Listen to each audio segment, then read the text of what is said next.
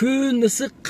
Сыртта 39 градус көрсөтөт бүгүн кайра. Так, километраж түшүрөйлү. 112 километрден 0 кылабыз. Пампс. Ассаламу алейкум жалпы жамаат. Барыңыздар кутмандуу куш күнүңүздөр менен. Барыңыздар туугандар, ийгиликтер коштоосун. Бүгүн туугандар Яндекс таксини саат 2-ден 20 өттү. План боюнча бүгүн 4 же 5 заказ кылышым керек. Азыр 2 заказ шаардын ичинде, анан кийин домой коем, ошо менен 5 заказ болуп калат.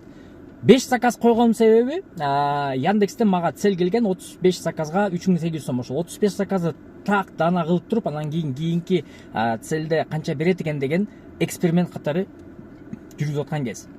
Туугандар, Яндекс Проға кимде ким кошулуп иштеткен болсо, мен силерге эксперт парк сунуштап кетейин. Ошол паркка кошулуп иштесеңиздер, силерди 3 түрлүү комиссия күтүп атат. 2% ар бир заказдан, 4 сом ар бир заказдан жана 55 сом суткасына.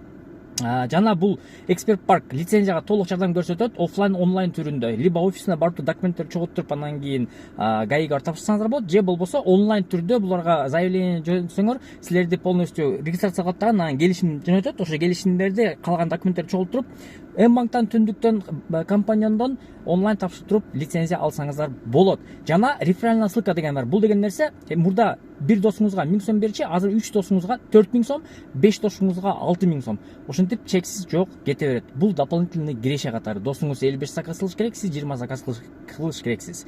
Жана эгерде бул эксперт кошулардын астында кимден келдиң, каяктан келдиң, кайсы жактан алдың деген суроолор болот, ошол суроого Тынчтыгы YouTube каналынан келдим, блогерден келдим деп койсоңуздар, мага болгон рекламанын пайдасы бир аз болсо дагы чоңоёт сиздердин жардамыңыздар менен. Так, буйруса. Турабыз биз центрде. Так, ну чо? Күн ысык, кондёрду жандырып койгом, мынакей. 3 балычка коюп койдум. Зарядканы кылдым. Не дейт? Селфи сурадат го бул.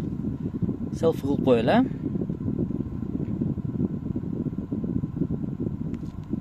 Так, Neltran. Так, селфи кетти.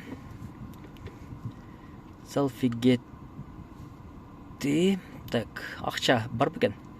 20 сом бар экен азыр. Как раз таки эмени биринчи заказ кылып атканда кылып коем. Эртең мен бир заказ кылганмын. Мынакей эртең менен саат 5:19 өткөндө бир заказ кылып туруп, анан кийин дальше уже ВБны урганмын.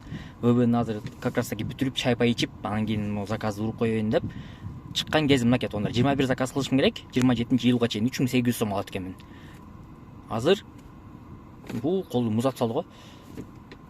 Кондёр жандырбасаң дагы неме болот да, могу Яндекстин немелери. Мына. Могундай немелер келип атпайбы? Состояние автомобиля не то депчи. Билем, состояниясы өтө деле кир эмес да эми. Так, ну чо? Бисмилла деп туруп. Кандай болот биякта? 260 дейт. Турган жерим мынакей центрде. Так. Бисмилла деп чыгайлы. Канча убакытта кандай заказ берет? Чогуу көрөбүз. Шаардын ичинде 2 заказ кылсам болот. Анан кийин дальше домой койсом жетип балам. Азыр кандай заказ берет экенин көрөбүз.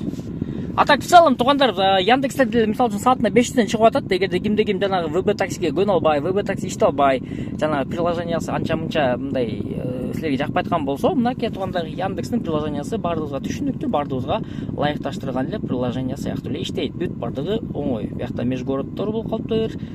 Саза заявка деп туруп карабалта кетип калайынбы. Так, акча 20. Ошондо получается кече 662 сом иштеттирмин. Бул күнү 7 заказ кылып 2000 сом иштеттирмин. Бул күнү 3 заказ кылып туруп 652 сом иштеттирмин. Ошондо 11 заказ кылып турдум да. Ошондо мага дагы көрүнүп тургандай эле 21 заказ кылышым керек. Да 3 күн калыптыр да. Получается 27-июл, бүгүн 24, 25, 26, 27. Ошондо 27 включительно. 27 күнү калган заказдарды кылып коем. Бул жерде 28-июлдун 15:00 чейин могу акча по идее чыгып калыш керек деп атат. Не вошли дейт. Бул жерде фон көрүнүп калыптыр да. Мынакей. Бул 675 деп, бул полный эсептеткен да. Комиссиядан сырткары эмес, полностью ошо клиенттен түшкөн акчаны эсептеткен да. Так, ну чё там? бермейсің ғой заказ. Үйгөйөн. Қой эми, онда қыма. Онда қыма. Күтөйлү, заказ берет азыр. Мынаке. Киевская улицадан заказ беріп атат 70 менен кеттик анда. Алар чагап келдим, короче. Орустар экен. Тигилер. О, 90 мен гидростроитель дейт го. Барбайм мен бул жака. Так. Завершат атабыз 302 сом болду, 20 мүнөттө келдик ровно. 30 мүнөт деп көрсөтүп аткан башындачы. Çok жакшы 22 мүнөттө келип калдык. Так, гидростроитель деген Гэспет бу? Жак, мен ошону билбейт экенмин, бирок чын-чынына келгендечи. Анан аларча торговый центрге эме болуп коюптур да. Өтөмө. Заездчи, ал жактан бул жактан лаган. Мен акыркы жолу келгенимде эме жок эле да ошол заездчи. Анан деп азыр сүйүнүп кеттим азыр. Бул жактан кирип, бул жактан чыкканыбызгачы. Жакшы болуп калыптыр да негизи. Сонун. Так, короче говоря, что, заказ күтөбүз. Гидростроитель деген жака мен барбаймын. Ал жак. Ошо эме да? Бул эмес, ушу Гэспетпи же Гэспет эмеспи? Же ал мындай, тоого жакын жерби?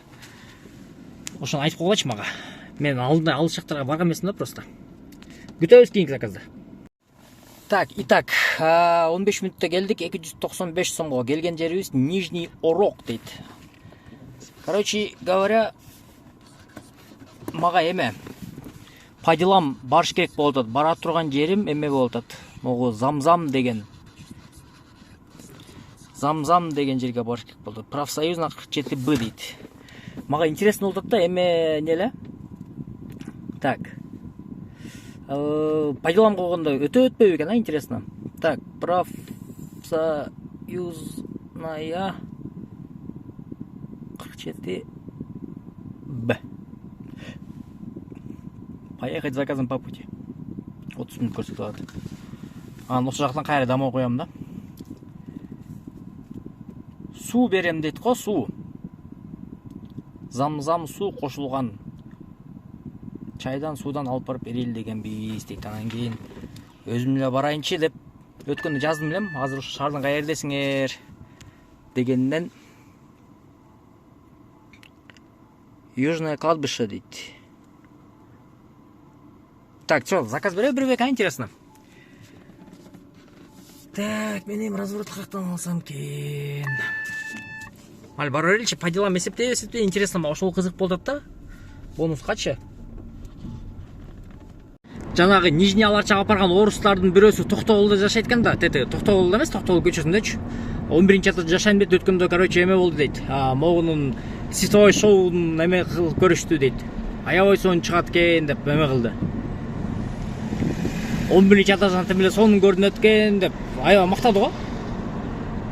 Кимдер бирөө көргөнбү сетевой шоунун? Барбы арабызда 11-этажда жашагандар шаарда? Мен го сокулукта жашайм, бирок көрүнөт да мага бул делечи. Берки канал жака чыкканда көрүнөт кадимкидей. Алыстан. А так Шоско көчмөн оюндарына даярдык катуу болот. 40 күндөн кийин буйруса, моун ачылышы болот. Биз 75% бүттү окшойт го деп калдым да мен өзүм анализим боюнчачы. А так пайдаламды өчүрүп койдум, короче. Жөн эле кетип атам. Пайдалам заказды расчет кылбай элечи. Ровно бүтүрүш керек заказдарды. Ошого жөн эле кетип атам мындай эле. Короче, говоря, мына Замзам деген суу экен мынакей. Чайы. Жанагы профсоюзна 47Б деп атпадым элем. Ошол жака келдим азырчы. Келип как раз таки мына могул жерде жасалат экен полностью. Могул жерде жасалып, анан жана 5 тамга деген эме бар да. Менимче. Көбүңүздөр көрсөңүздөр керек, көбүңүздөр көрбөсөңүздөр керек, конечно билбейм, бирок так, азыр мына коюп коеюн буну. Антип туруп. Азыр сиздерге азыр по факту реклама тартам. Живой реклама, как она есть дегендейчи, 5 тамганы кимдер көрүп атсаңыздар керек, билбейм, бирок мен ошо 5 тамгага как раз таки ушундай эмелерди тартам да.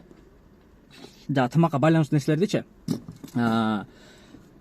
шаурма, самса, ал жак бул жактарды тартып, анан как раз таки жанагы эме кылып чалып калбадыбы, ошого азыр рекламаны кантип тартам деген эмени силерге заалны көрсөтөйүн. Короче, мына карап туруңуздар, по факту дегендей. Так, камера коюлду. 5ке коюлду. 5 коюлду.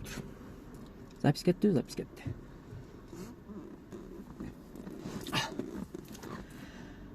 Ассаламу алейкум. Кыргызстан бай тамакка жана сууга демекчи биздин бүгүнкү чыгарылышта реклама. Рекламанын негизгиси өзү негизи жана акча алып андай болот го, бирок меники акча эмес, меники мындай өздөрүнүн товарын берип туруп, как она есть, ичип көр, как она есть, бизге айтып бер деген мындай айтканда талап менен алынган суу.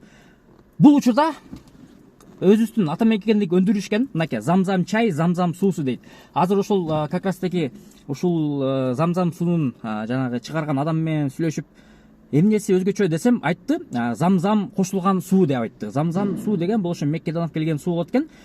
Ошону ичип азыр көрөйлү деген ой. Мынакей буйруса жаңы ачыла элек. Мен кола ичип берип, постоянно крышканы ачкан сайын күтөм да жана пиш деп атып кетпейби депчи. Так, бул суу замзам кошулган суу экен. Прям султан чайдай толук куюлат го. Кана, бисмилла.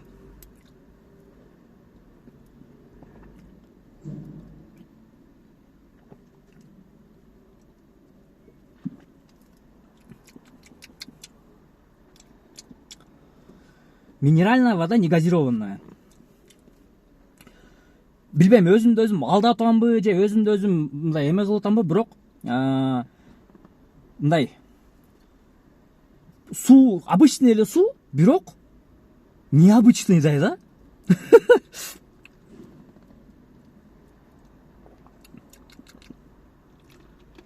Обычный эле суу, бирок необычныйдай кирип атат да. На самом деле замзам суу дейт мынакей туугандар. Өзүбүздүн Кыргызстаныбызда чыгат экен, бүт барды официально дейт.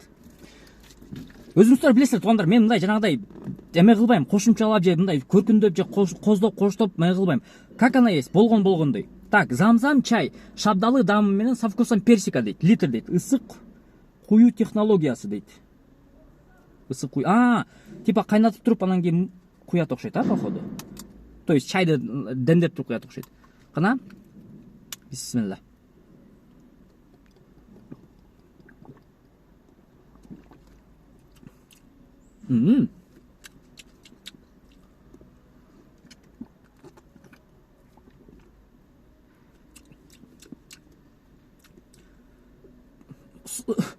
Сонун экен.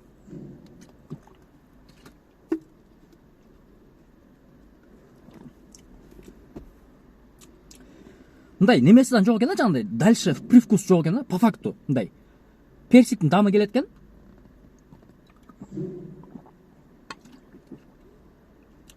Да, как она есть. Жакшы суу экен, жакшы чай экен, точнее. Замзам чай дейт. Так. Замзам чайы шабдалы дамданган алкоголсуз газдалбаган чай суусундагы курамы: замзам суусу, жумшартылган артизан суусу, шекер, кара чайдын экстракты, табигый кара чай жана шабдалы жыты, лимон кычкылдыгы, татуулдандыргыч, натрий бензонаты, калий сарбаты, 100 мг азыктын ал жак бул жак, короче, дальше эмеси. Ошол экен да, короче, эң негизгиси кара чай. То есть обычный кара чайдын немеси экен да, табигый кара чай дейт. Жана шабдалы жыты дейт.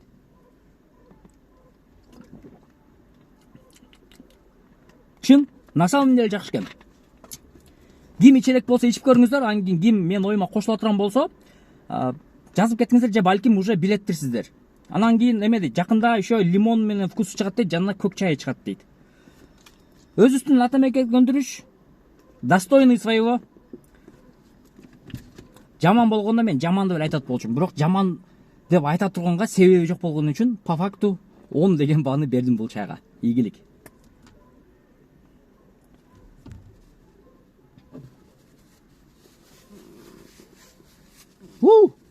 Ушундай, короче, туугандар, 4 мүнөт кетти го. Ушундай, короче, чё там эме кылып. Короче, мына заказ түштү. Ё-моё. Мен өзү бияка кетишим керек эле да. Биякачы. Анан бияка түшүп кетти. Аз бар буну таштап туруп анан кайра бияка берсе керек заказды. Короче, байке эме айтат экен, автобус айтат экен. Анан давление көтөрүлүп кетип, автобус токтотуп, коньяк ичип алдым эле. Коньяк ичтим эле. Аз дагы бир коньяк уруп алышым керек, давлениени көтөрөт деп туруп кирип кетти, короче. Эми эле баштадык маршрутты өз негизи. Автобус айтат экен, братан. Байке точнее, ката братан дейм да. Ошол, короче, канча сом болот экен деген суроого 262 сом болот экен. Аз барганда дагы тартам. Так, короче, 24 мүнөттө келдик. Ожидание баскан жокмун. Бир 3 мүнөттө, 4 мүнөттө чыкты окшойт. Поход ичине кирип эме кылып чыкты да. Уруп чыкты. Анан эч кандай ожидание баскан жокмун. Эле күтүп отурдум.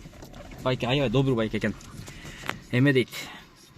Колдон келсе дейт, жанагындай ситуация болуп калса, кайым айтышпай эле кой өзүңүн уулдары менен дейт. Лучше кечиримдүү бол дейт.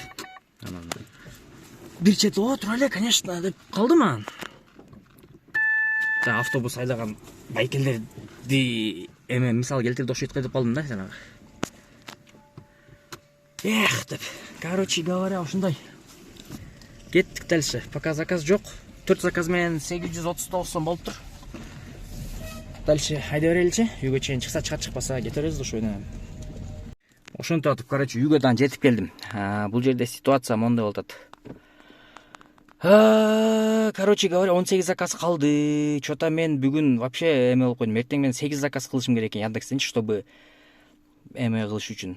Мына еще 18 заказ дейт. Бүгүн 4 заказ менен 839 сом иштептирмин да. Короче говоря, бүгүн бир аз пландан чыгып кеттим, блин. Ладно. Короче говоря, эме кылабыз. Эртең чыгып 8 заказ аракет кылам урганы. Бирок бонус эмес, сөз салам буюрса. Рахмат, барыңыздарга ийгиликтер кош болсун туугандар. Эртеңки күнгө чейин.